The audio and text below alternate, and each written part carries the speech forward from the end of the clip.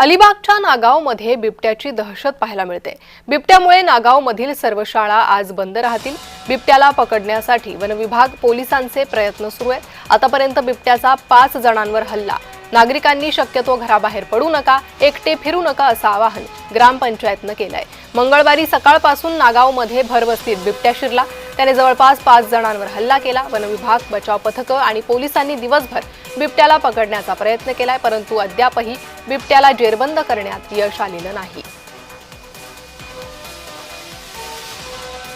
सर्व ग्रामस्थांना एवढीच विनंती आहे की पोलिसांनी सांगितलेल्या निर्देशाप्रमाणे की त्यांनी आपल्या घरात राहावं, सुरक्षित राहावं। कोणालाही कुठलाही असं काही कळलं की इकडे आलाय किंवा असं काही कळलं तर कृपया आमच्यासोबत म्हणजे ग्रामपंचायत किंवा म्हणजे आमच्यासोबत तर नक्कीच संपर्क साधू शकताय।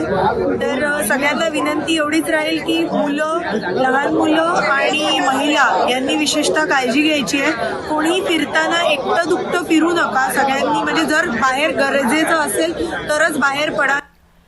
नागावमध्ये भीतीचं वातावरण आहे। बचाव पथकं दाखल झालेली आहे। बिबट्याला पकडण्याचा प्रयत्न केला जातोय।